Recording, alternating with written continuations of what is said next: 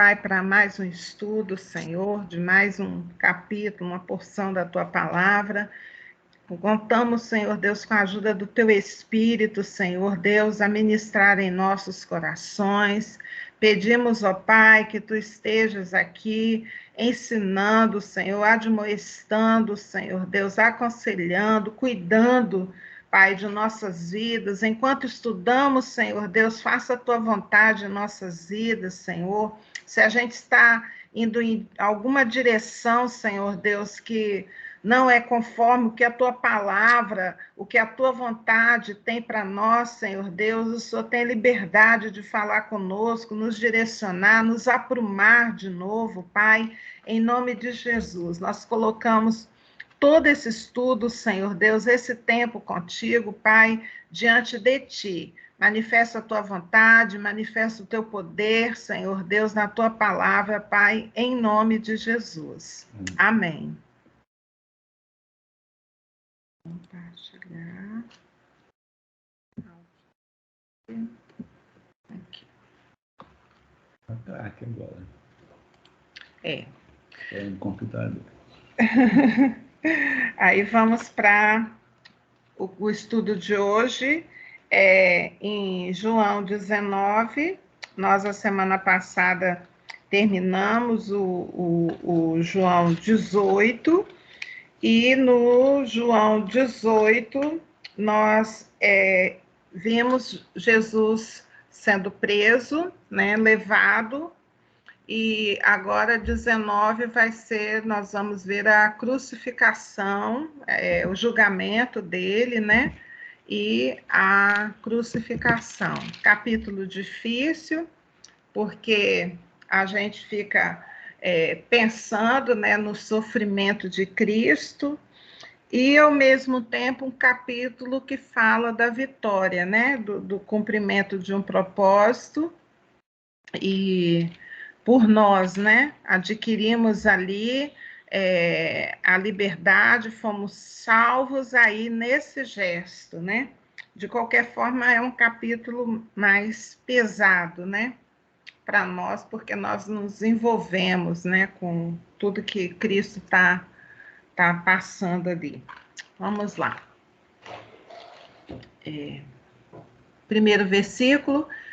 Então, por isso, Pilatos tomou a Jesus e mandou açoitá-lo. Aí a gente fala assim, por isso o quê, né? É o que está acontecendo lá no final do capítulo 18, né? Quando Pilatos está interrogando Jesus, né?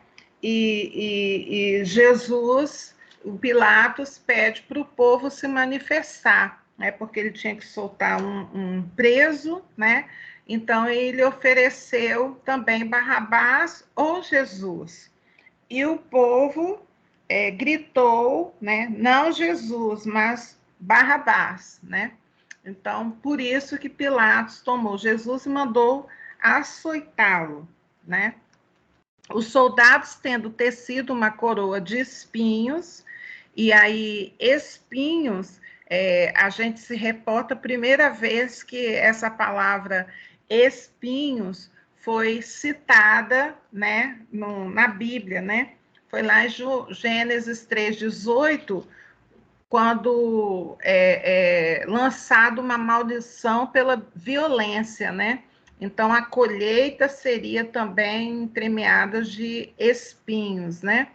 E eles fazem, né, citado aqui, né, a desobediência. A gente vai ver que esse capítulo tem muitas citações, ele se reporta muito a palavras que estão na Escritura, e a gente vai fazer uma correlação do sacrifício de Jesus também com a história da Bíblia, e também fazendo menção ao que esse sacrifício proporciona. E a gente vai perceber que tudo que aconteceu com Jesus estava escrito nas Escrituras, e tudo tinha um propósito. Quando a gente se afasta da cena acontecida, a gente percebe Deus, né, movendo, Deus fazendo cumprir tudo dito a respeito desse momento crucial na vida da humanidade. E aí tecem uma coroa de espinhos, põem na cabeça e vestem Jesus com um manto de púrpura. Versículo 3. Chegavam-se a eles e diziam: salve, rei dos judeus, e davam-lhe bofetadas. Então, aqui eu botei entre parênteses, né? Estavam chamando ele de rei, mas o desonravam. E aí também vale uma reflexão. Às vezes a gente lá, né, na igreja, ou no nosso momento, a gente saúda, né, a Jesus como rei, como soberano, e será que também, ao sair dali da presença, a gente tem desonrado, né? Então, às vezes a gente fala assim, foram eles lá, né, que fizeram isso, erraram, né? Mas quantas vezes nós mesmos, né, estamos saudando a Jesus, mas também o desonrando, né, com a nossa vida, com erros, com desobediências, né?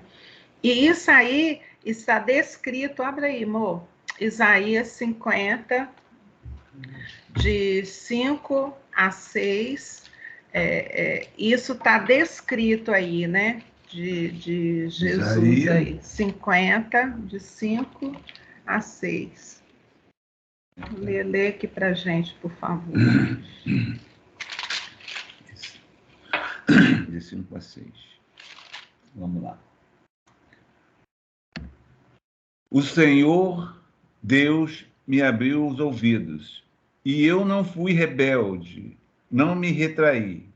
Ofereci as costas aos que me feriam e as faces ao que me arrancavam os cabelos. Não escondi o rosto aos que me afrontavam e me cuspiam. Isso. Descreve o que Jesus estava passando, né? Ele ia passar. Ele estava passando aqui. Aí, nosso versículo 4. Outra vez saiu Pilatos e lhes disse, né? Jesus foi exposto ali, vem Pilatos. Pilatos, né? A pessoa ali representando o poderio de Roma, né? Uma grande autoridade, né? Então, ele estava ali dentro, foi chamado para um questionamento dentro do assunto do povo judeu, e ele querendo julgar ali de acordo com o que ele estava vendo, ele mesmo não estava entendendo porque estavam trazendo Jesus e pedindo para prendê-lo, para crucificá-lo, e ele tentando sair, né? A gente fala até hoje, né? E lavou as mãos igual Pilatos, né? Pilatos tem essa atitude assim, quando ele vê que tudo que ele está falando não está dando certo, ao final ele entrega, né? Mas aqui sai Pilatos novamente e eis que eu vou lá apresento para que saibais que eu não acho nele crime algum.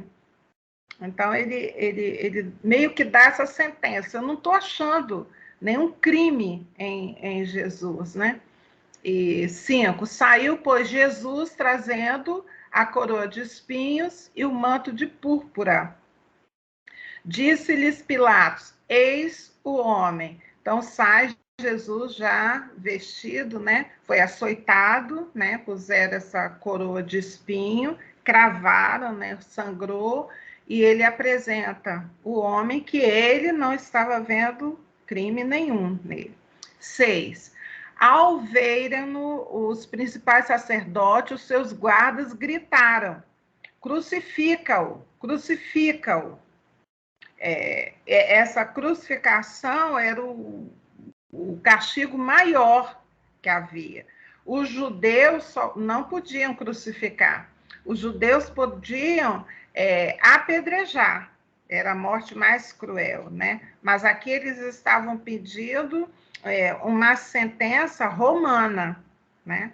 Disse-lhes Pilatos: tomai-o vós outros e crucificai-o. porque eu não acho nele crime algum. Pilatos voltou a falar, não sou eu que vou crucificá-lo, né? Peguem vocês e crucificam, porque, a meu ver, ele não cometeu crime nenhum. 7. Responderam-lhe os judeus: temos uma lei, e de conformidade com a lei, ele deve morrer, porque a si mesmo se fez filho de Deus.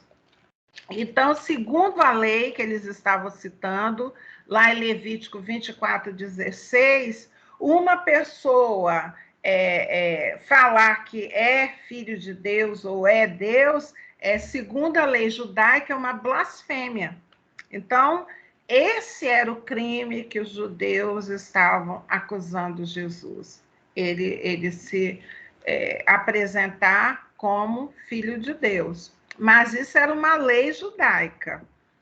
Pilatos, ouvindo tal declaração, o que Pilatos ouviu? Que Jesus estava se falando que ele era filho de Deus. Então, Pilatos, ouvindo tal declaração, ainda mais atemorizado ficou. Ou seja, ele considerou essa fala de Jesus. Então, e tornando a entrar no pretório, perguntou a Jesus: de onde és tu? Está questionando, né? Da onde? De onde é você? Quem é você, né?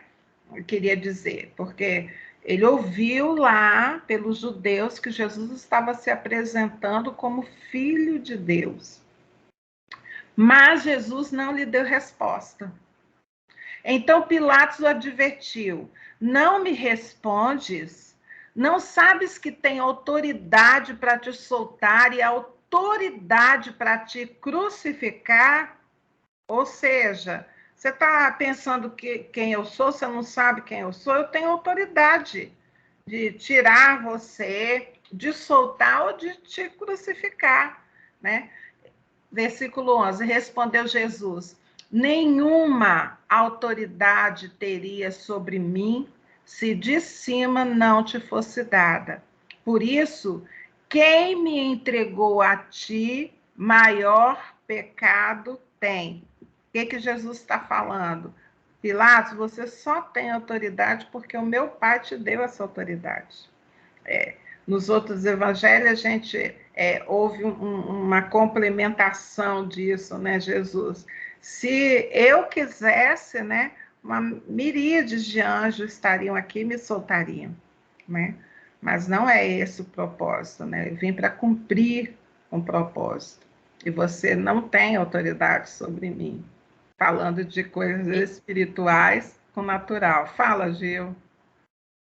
E a gente pode ver no versículo anterior que leu que Jesus não respondeu nada, né? Não. Mas aí, agora já fala aqui que Jesus respondeu. Mas aí, se a gente for pegar para ver, Jesus só respondeu uma palavra que já era autoridade sobre ele. A autoridade. Né? Deu a resposta dele. Deu uma palavra Isso. de autoridade que já estava liberada, né? Uma palavra que já estava liberada, como foi lido aí em Isaías, né? Esse poder só foi dado para cumprir, né? É verdade, ele tava ali e deixou-se, né? Que é também uma abordagem bíblica, nós pensarmos que Jesus não foi entregue, não foi judeu, Jesus veio para cumprir um propósito de Deus. Ele se ofereceu voluntariamente, né? Quando a gente entende todo o contexto, toda a escritura, né? Tudo que foi falado anteriormente, esse capítulo aqui está cheio de citações da escritura, né? Que ele foi cumprindo passo a passo, né? Ele veio para cumprir um propósito.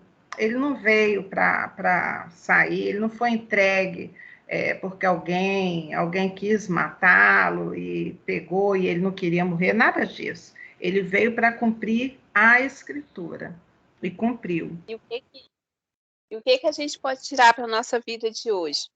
Qual a resposta que nós temos dado nas nossas afrontas? Quando tem nos afrontado? Né? A gente tem dado a resposta desse mundo natural, a gente tem usado a palavra de Deus, né? Para Nossa, deixado realmente sem palavra mesmo, somente para o juiz, né? Para o nosso juiz, né? Que é Deus.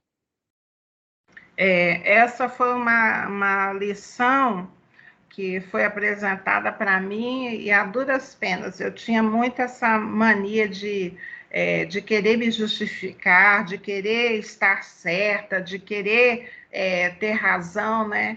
E eu lembro, lá nos anos 90 ainda, pastor Paulo falou assim, não se defenda. Não se defenda. O Senhor é a sua defesa e ele vai se levantar pela tua causa. E aí eu ganhei aquele versículo, né, que eu levei para mim muito tempo, eu tenho hoje no coração, né? O Senhor é a minha bandeira. O Senhor me conhece, o Senhor sabe os meus pensamentos, né? Ele sabe as minhas atitudes. E às vezes num confronto vai muito daquele orgulho, né, soberba da gente querer ter razão, né, da gente estar certo. No entanto, se a gente está fazendo as coisas diante de Deus, não temos por que sair defendendo a nossa causa, né? Eu estou falando algo assim, pessoal mesmo, né? O Senhor é que defende, o Senhor é a nossa bandeira, né? E ele se levanta para que a verdade apareça. Não há necessidade de eu chegar e até brigar por conta disso, né? 12.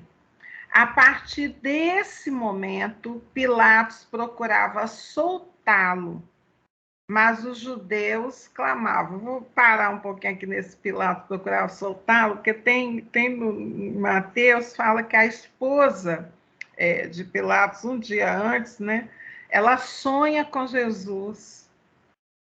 Ela sonha com Jesus. E ela fala para Pilatos, sabe? Para ele ter cuidado, né? Porque Jesus, ele não podia se colocar contra Jesus para ele ter cuidado. Então ele está com isso na cabeça, né? Chama Jesus de justo, né? Não podia Justo. estar justo, porque tive um sonho essa noite. Já teve um sonho, né? Aí ele está com isso na cabeça também, na hora que ele está ali. Então, quando os judeus falam que ele se apresentava como Deus, ele corre lá para Jesus e pergunta, quem é você? Para onde você vem? Né? Então, Jesus, quando fala para ele sobre autoridade, né, você só tem porque Deus te deu autoridade, né? Aí aqui, ó, ele está nessa coisa assim, né? O que eu posso fazer, né? A partir desse momento, ele decide soltá-lo. Mas os judeus ali em cima, né? Se soltas a este, não és amigo de César. César, o imperador. Todo aquele que se faz rei é contra César. O que os judeus estavam falando? Se Jesus está falando que ele é rei, ele está se colocando contra o imperador César, né? Eles jogaram ali na política, né? Mas aí...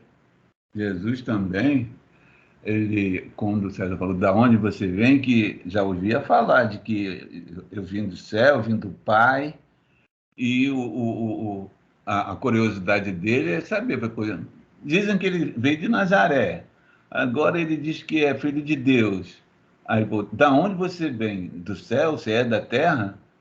Se Jesus explica a ele, Jesus não ia ser crucificado. Não ia ser crucificado. Por isso que Jesus então, Jesus estava mais quieto do que... Com o Pai mesmo, né? Ele falou, né? Ele orando, falou, se for possível, passa de mim esse cálice. Mas que não seja minha vontade, se a sua vontade é essa. E Deus, né?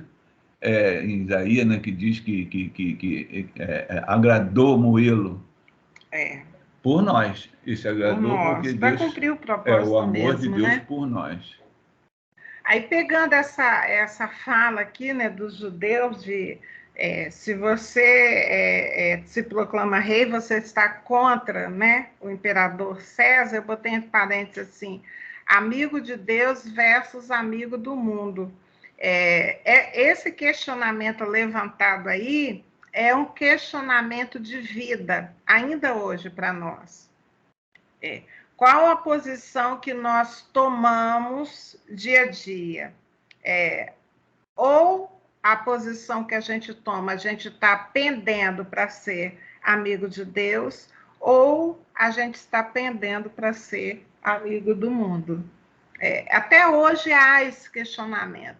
E se a gente parar para analisar o nosso dia a dia, as nossas escolhas, ou a gente pende para Deus, ou a gente pende para o mundo. Versículo 13. Ouvindo Pilatos essas palavras, né? Você vai se colocar contrário a César, né? Trouxe Jesus para fora e sentou-se no tribunal, no lugar chamado Pavimento, no hebraico Gabatá. E era a preparação da Páscoa, cerca da hora sexta, meio-dia, né? Preparação da Páscoa. A Páscoa significa passagem, né? A gente vê a menção da Páscoa lá no Êxodo, né? Então, o que se comemorava? A saída do povo da escravidão lá do Egito. Então, o significado da Páscoa vai bater exatamente com esses acontecimentos de Jesus. O que Deus recomendou e Moisés falou para o povo?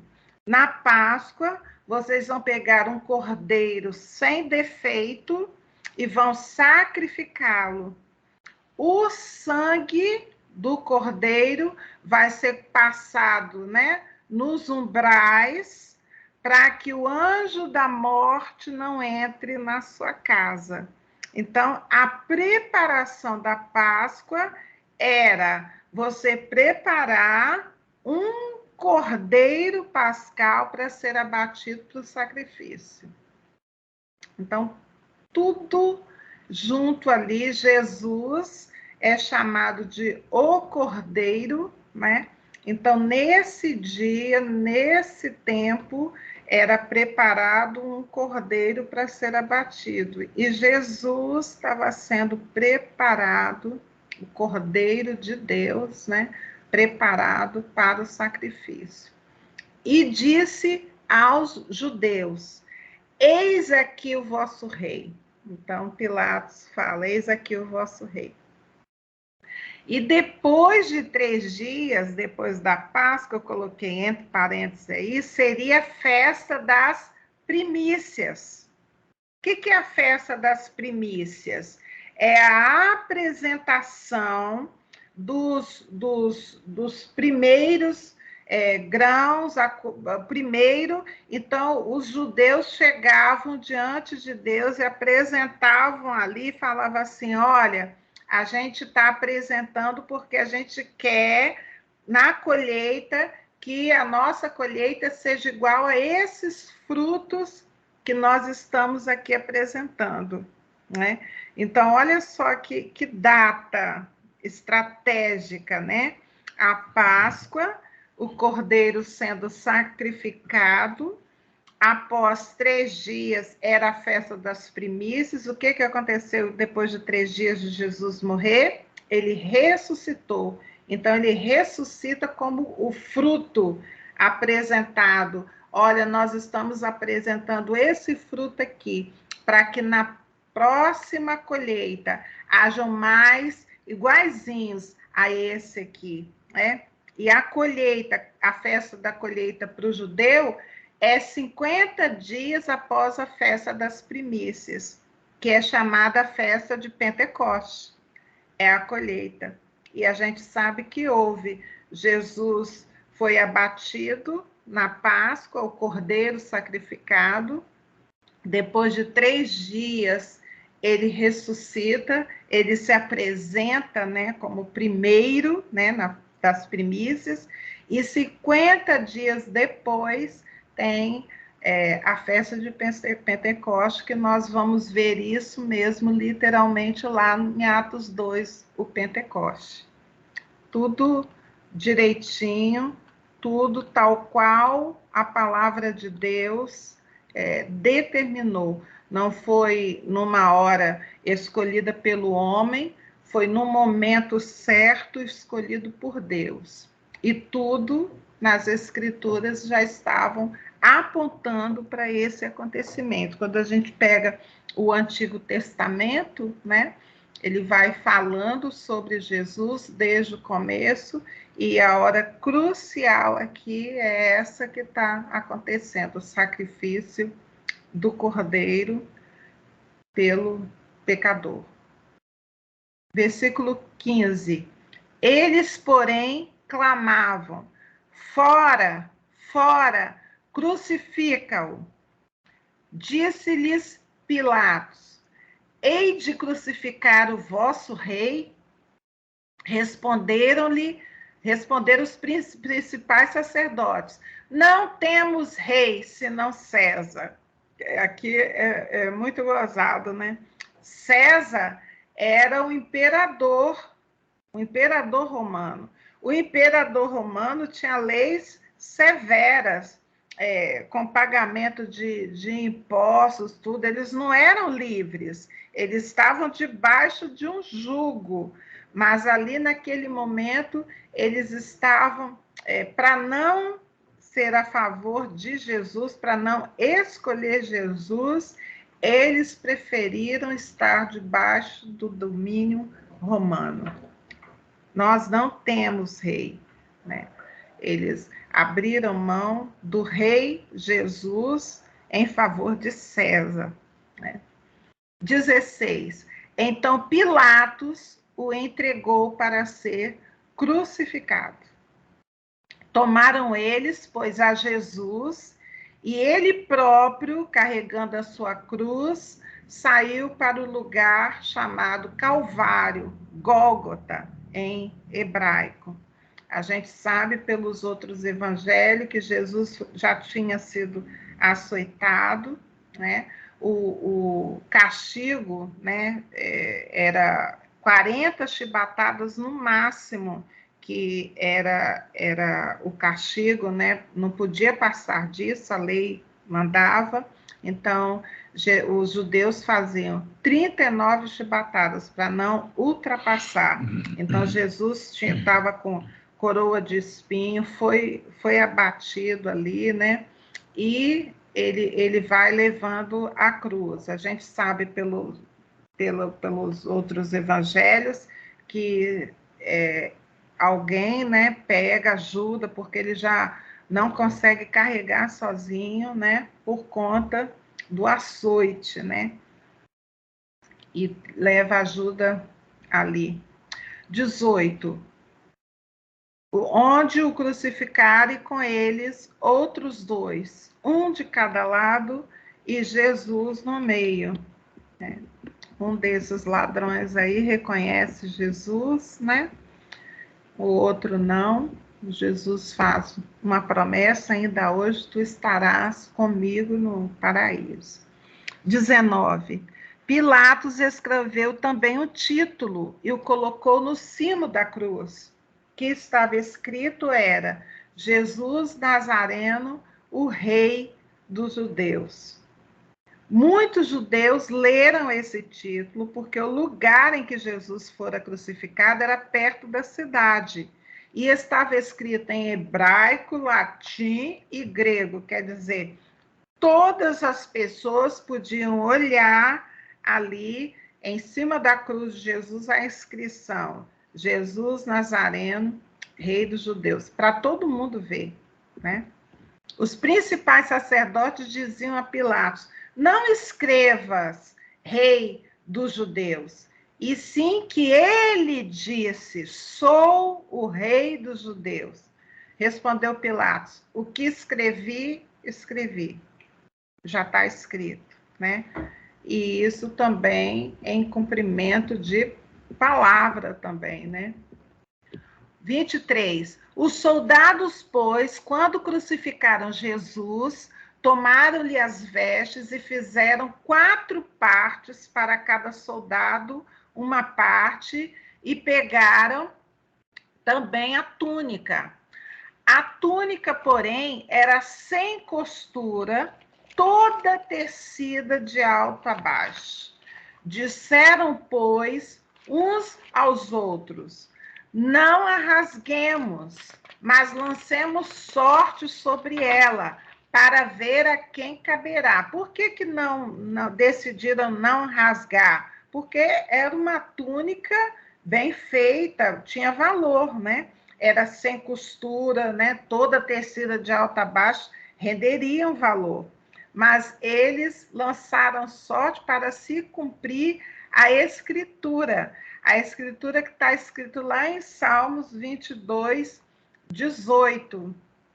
Repartem entre si as minhas vestes, e sobre a minha túnica deis tal sortes. Isso. E assim fizeram os soldados. Nem a túnica foi rasgada e dividida, porque estava escrito na palavra de Deus que seria lançado sorte e sem rasgar. Tremendo isso. Salmo 22, 18.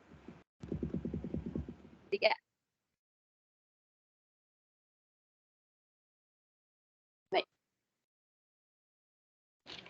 25. E junto à cruz estavam a mãe de Jesus e a irmã dela, e Maria, a mulher de Clopas, e Maria Madalena. Vendo Jesus, sua mãe, e junto a ela o discípulo amado, que é João, disse: mulher, eis aí teu filho.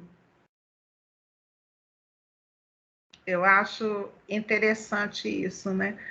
Dentre os 12 discípulos, né, que caminharam com Jesus durante os últimos 3 anos da vida dele, só João permaneceu do lado dele até o final, né? Aí eu botei assim: João, perseverar, entender o amor é a única forma de ir até o fim. João, com o temperamento muito amoroso, né, e ficava mais, ele falava que ele era o discípulo mais amado, ficava mais perto de Jesus, talvez ele tenha pegado, né, algo mais, assim, como discípulo ali, algo mais de Jesus para entender. A gente fala que João é o discípulo amado, né? É o apóstolo do amor. E ele fica ali, ele persevera até o final. E Jesus ali, naquele final, ele olhou, e mesmo passando aquele momento tão difícil, ele olhou e viu a mãe ali, né? E a quem que ele resolveu passar a responsabilidade, né, de cuidar da mãe dele, foi aquele que estava ali junto dele, né? E que talvez fosse o mais parecido com ele, né? De temperamento, de cuidado. Então, ele entrega, nesse momento, ele entrega à mãe dele o filho, né? Então, João, nos cuidados ali, ficaria no lugar de Jesus. Naquele momento, ele olha. Depois, ele disse ao discípulo, ele vira para João e fala: eis aí tua mãe. Né? Tanto ele fala para a mãe: aí tem seu filho, e para o João ele fala: eis aí tua mãe. Dessa hora em diante, o discípulo a tomou para casa, quer dizer, João cumpriu, né, o pedido de Jesus, né, de cuidar, né, de cuidar da mãe de Jesus ali. Talvez nessa hora não é mencionado, né, José já havia morrido nesse momento, os irmãos de Jesus não estavam ali. Mais tarde a gente vê um dos irmãos, Tiago, à frente de uma igreja, ali como apóstolo e presbítero, né? Mas a gente percebe ali que naquele momento crucial, Maria está sozinha ali, né? Em família, né? Então Jesus olha... Pela idade, que Jesus era o mais velho, 33 anos, então Os outros mais novos, né? Bem mais. A gente não sabe, não está escrito em nenhum evangelho, a gente vai supondo, né? 28. Depois, vendo Jesus que tudo já estava consumado, para se cumprir a escritura, disse: tenho sede. Isso está lá no Salmo 69, 21. O versículo. Adalberto está abrindo aqui.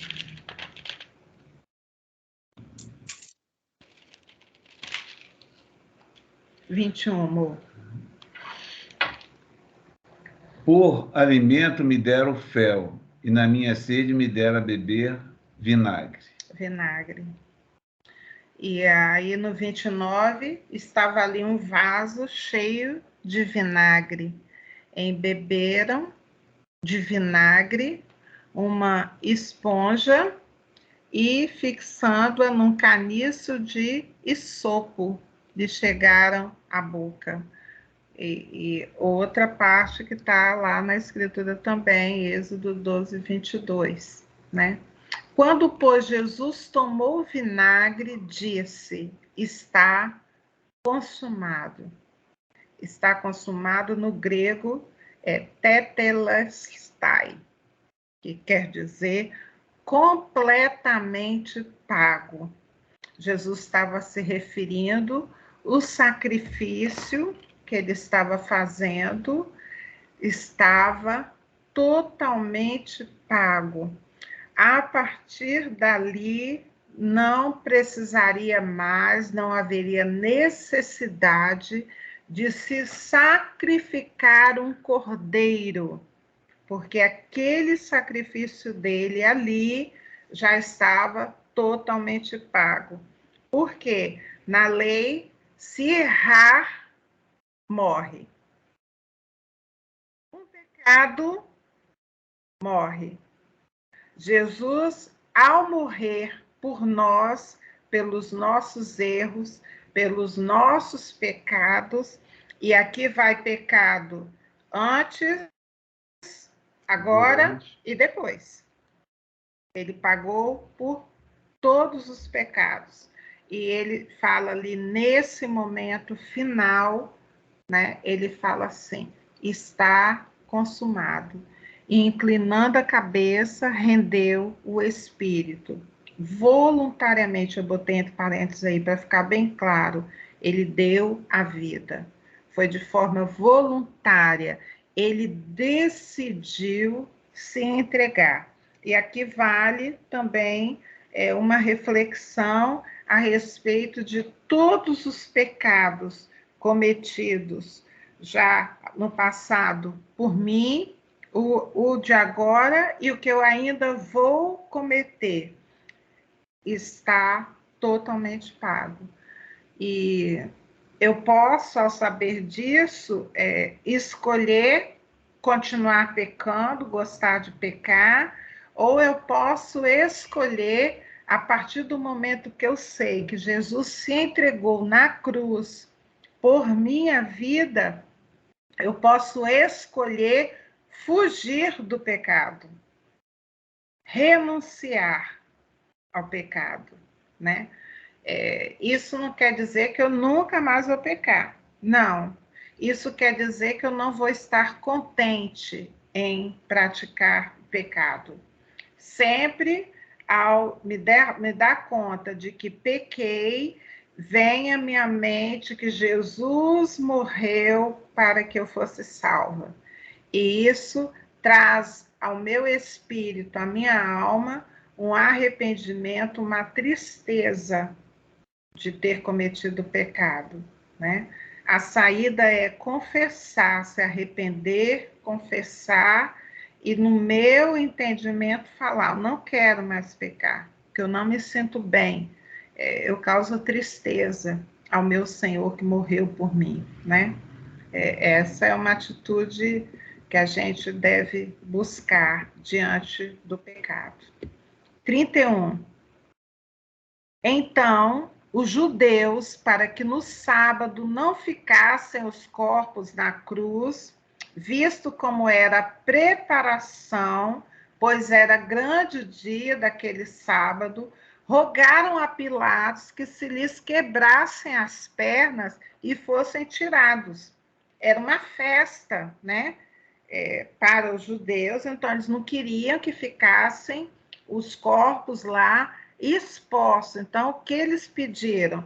Tira, né, quebra as pernas para que eles morram logo, né, o peso, né, que na crucificação o pé fica ali preso, né, o corpo ainda fica aguentando. Quando quebra a perna, deixa o apoio, tira o apoio, né, e a pessoa morre enforcada, né? Sufocado, né, enforcado, desculpa. E aí os judeus apelaram para logo quebrar as pernas, né, para que a morte logo fosse tirada ali, para que a festa continuasse. Os soldados foram e quebraram as pernas ao primeiro e ao outro que com ele tinham sido crucificados. Então, os dois que morreram do lado de Jesus tiveram a perna quebrada. Chegando-se, porém, a Jesus, como vissem que já estava morto, não lhe quebraram as pernas. Também uma outra citação, que nem um osso de Jesus, lá em Isaías 53, seria quebrado, né? 34. Mas um dos soldados lhe abriu o lado com uma lança e logo saiu sangue e água. Aquele que isto viu, quem foi que está falando aqui? João, né? João viu isso, sendo verdadeiro o seu testemunho. E ele sabe que diz a verdade para que também vós creais. Isso aqui é João dando o testemunho dele. Eu vi isso acontecer. E isso aconteceu para se cumprir a escritura, que está lá no Salmo 34, 20.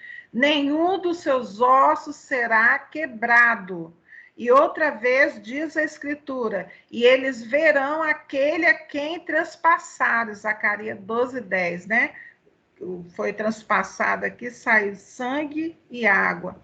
Tudo seguindo. A morte ali, tudo acontecido antes, durante, depois, já estava escrito, determinado nas Escrituras. Depois disso, José de Arimateia, que era discípulo de Jesus, ainda que ocultamente, pelo receio que tinha dos judeus, rogou a Pilatos lhe permitisse tirar o corpo de Jesus. Pilatos lhe permitiu. Então foi José de Arimateia e retirou o corpo de Jesus. E também Nicodemos, aquele que anteriormente viera ter com Jesus à noite, foi levado cerca de 100 libras de um composto de mirra e aloés. Então, esses dois, José de Arimateia, discípulo de Jesus, rico, de posse, e Nicodemos, um dos grandes lá, né? Esses dois se juntaram para pegar o corpo de Jesus e preparar para o sepulcro, né? Então, foi arrumou a gruta, né? Não é gruta. Cova. A cova, mas é... E o Nicodemos chegou com mirra e aloés. Tomaram, pois, o corpo de Jesus, o envolveram em lençóis com os aromas, como é de uso entre os judeus na preparação para o sepulcro, e levaram Jesus. No lugar onde Jesus fora crucificado havia um jardim, e neste um sepulcro novo, na qual ninguém tinha sido ainda posto.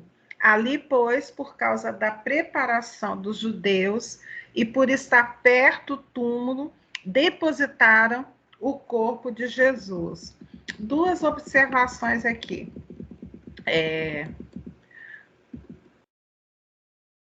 A respeito das escrituras, né? Tudo que aconteceu, estava descrito, né, na palavra de Deus já como seria, o que aconteceria, e essa observação serve para nós hoje. Tudo que está escrito na palavra se cumpre. Tudo que a palavra de Deus fala é verdadeiro, é fiel e acontece, né? Nenhum tio é retirado. Então, se há na palavra de Deus, eu posso acreditar que vai se cumprir. Né? Esse é o primeiro ponto. O outro ponto são esses dois, José de Arimateia e Nicodemos. Eles foram cuidar do corpo de Jesus, né? Morto. E aí eu posso fazer um parâmetro com o corpo de Cristo. Hoje, a gente sabe que o corpo de Cristo é a igreja, né? E eu não sei, né? Mas nós somos chamados para cuidar do corpo de Cristo, né? Aqui eles pegaram um corpo morto. E a gente pode fazer também um parâmetro, né? Com quem nós encontramos, o que vemos, e às vezes a gente encontra, né, partes desse corpo, né, nas nossas andanças, morto, ferido, jogado de lado, né? Então a gente precisa, quem é que se aventura a fazer o papel de José de Arimateia e Nicodemos, né, de pegar, cuidar, jogar perfume, né, enrolar, cuidar, porque é um corpo morto, o corpo de Cristo reviveu. E a função da igreja, né, é reviver também, né, é trazer, fazer com que esse corpo funcione. Fala, amor. O que eu acho muito interessante entre esses dois aqui, José de Arimateia e Nicodemos, que eles faziam parte desse grupo que gritavam crucifica-o, crucifica-o. Então, a conversão, o aceitar Jesus, não é pelo que você tem na cabeça, por onde você já aprendeu isso, aprendeu aquilo outro, que Deus é Deus, e sim o que está no seu coração quando das novas que Jesus trazia. O reino de Deus está entre vós. Então, esses dois aqui entenderam e se converteram. Por isso, se propuseram a fazer esse enterro de alguém que eles já estavam amando, já aceitaram bem, e bem mesmo. Enquanto o resto da turma, que era parte dele, que gritaram a Pilatos, crucificam, crucificam. É muito interessante isso. E um foi só uma noite conversando com Jesus. Mas ele estava ouvindo, né? Sim, mas ele foi lá para saber a explicação, e Jesus explicou diretamente. É só nascer de novo. As coisas velhas ficam para trás e... É interessante, né? E também ali talvez tenham ficado quietos, né? Porque era uma turba, né? Assim, pois né? Crucifica, crucifica. E eles acompanhando foi ali, né? A mesmo temor que eles tinham foi o de Pedro, né? Todos os outros, né? Que Correto. Fugiram, né? Só ficou o João ali porque acompanhando. O negócio era tenso, era para a morte mesmo. E somente Jesus estava proposto como a ovelha, né? Amém. A gente pode, Gil, Oi. A gente pode ver também como intimidade, né? Igual o Adalberto falou, eles ouviam falar, mas eles foram a Jesus de alguma forma. Arimateia ali no oculto, mas foi a Jesus, né? Procurar saber. Isso mesmo. E Nicodemos, né? Na intimidade ali à noite, foi procurar para ver se era aquilo mesmo que ele estava ouvindo, né? Se Jesus era aquilo mesmo, né? Eu quero dizer, a intimidade nossa, talvez a gente procure só ouvir pela boca dos outros. O que Jesus fez, o que Jesus faz, mas naquele momento de ir a Jesus mesmo para saber, através da palavra, através da oração, através do seu tempo com Deus, saber mesmo. É por isso que muitas das vezes muitos são enganados, né? porque não vão em secreto até Jesus. Pega a palavra para examinar. E esses dois fizeram isso. A gente percebe aqui pela palavra que foi no oculto, né?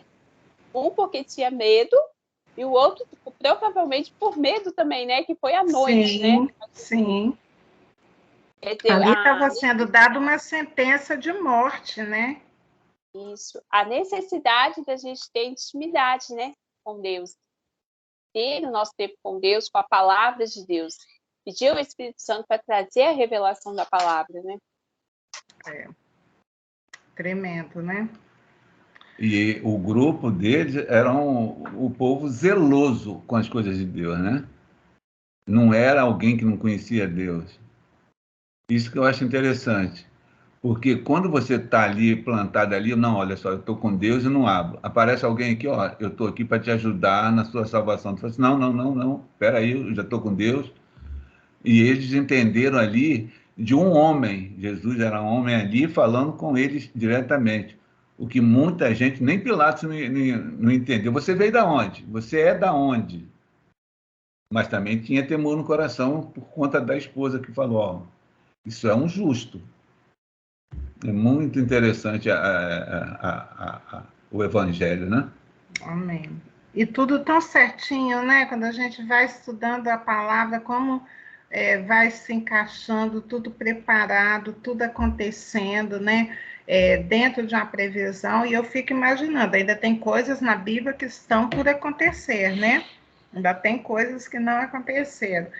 Mas isso me dá uma certeza absoluta, se tudo que foi falado foi cumprido em Jesus, o que ainda está para se cumprir, vai ser cumprido também. Com o mesmo cuidado, com o mesmo critério, né? As coisas que estão por vir, estão descritas na palavra, vai acontecer. Do jeitinho que está lá, descrito, assim como foi com Cristo. Vamos orar? Amém. Amém, Senhor Deus. Um capítulo pesado, um capítulo, Senhor Deus, onde o nosso coração se comove ao imaginar a dor, né, a dor que Cristo passou, o sofrimento físico na alma, Senhor Deus, no espírito. Por outros evangelhos, a gente percebe ali Jesus clamando, o pesado para ele foi a separação do Pai, né? O primeiro momento na eternidade, né? Jesus separado do Pai por conta dos pecados que ele estava trazendo em si, que é o nosso pecado. E aquela dor sentida, Senhor Deus, os que estavam ali à volta, que o amavam, né? A mãe, né? O discípulo amado, ali em volta, sofrendo também, sentindo um pouco daquela dor. Então, por todas essas coisas, Senhor Deus, é um capítulo pesado e que nos comove. Mas, ao mesmo tempo, Senhor Deus, também uma alegria em saber que a Tua palavra se cumpriu, em saber que Jesus não voltou atrás. Jesus foi até o final, né? Morreu e morte de cruz, né? Por amor a cada um de nós. Então, nós louvamos esse sacrifício, Senhor Deus, e é a razão, Senhor Deus, de seguirmos, Senhor, de nos espelharmos, ó Pai, em Jesus, para continuarmos avançando, porque a gente vai ver nos próximos capítulos o que aconteceu. A gente sabe que Jesus morreu, mas Jesus ressuscitou. E assim como ele ressuscitou, Senhor, é estendida a nós essa promessa, Senhor Deus, que nós não vamos passar pela segunda morte. Assim como ele ressuscitou, nós ressuscitaremos também, Senhor Deus. Ah, Pai, que bom saber isso. O coração nosso se alegra o nosso coração se sente seguro, acolhido, Senhor Deus, porque Jesus não desistiu do propósito para o qual ele veio a esse mundo. Ele morreu e ele ressuscitou. Nós te louvamos, Senhor, que nós possamos trazer em nosso coração, Pai, em todos os momentos. É claro que a gente sabe, mas às vezes quando nós estamos passando por turbulências, Senhor Deus, em nossa vida, no dia a dia, que nós não possamos nos esquecer que Jesus foi fiel até a morte, ele suportou. Então, nós também podemos suportar, Senhor Deus, toda turbulência, toda tribulação, Pai, que nós possamos, Senhor Deus, nos apegar a isso, ao que Jesus fez, e continuarmos a avançar, Senhor. Continuarmos, Senhor Deus, a ter coragem, a não desistir, Pai. Em nome de Jesus, cuida de nós, Senhor Deus. A tua palavra diz que o Senhor é um Deus que vai à frente, fazendo caminho plano para a gente passar. Ó Pai, em nome de Jesus, que os nossos caminhos sejam caminhos bons, caminhos perfeitos para a gente passar. E, Senhor, em caso de luta, que a gente sempre traga em nosso coração que Jesus venceu por nós, e que vale a pena, Senhor Deus, a gente perseverar, a gente ser fiel até o fim. Ele prometeu que a gente não estaria só. E nessa verdade, Senhor Deus, que a gente possa conseguir, Senhor Deus, passar por todas as lutas que sobrevêm a nós, ó Pai, em nome de Jesus. Abençoa, Senhor Deus. Abençoa nossa casa, abençoa nossa família, Senhor. Preserva, Senhor, a nossa família, Pai, em nome de Jesus. Abençoa a tua igreja, Senhor, na face da terra. A igreja perseguida, Senhor. A igreja, Senhor Deus, que precisa acordar, Senhor Deus, nesse tempo, Pai. Abençoa Israel, Senhor Deus, abençoa a nossa nação, Pai. Amém. São as orações que colocamos diante de Ti, em nome de Jesus. Amém. Amém.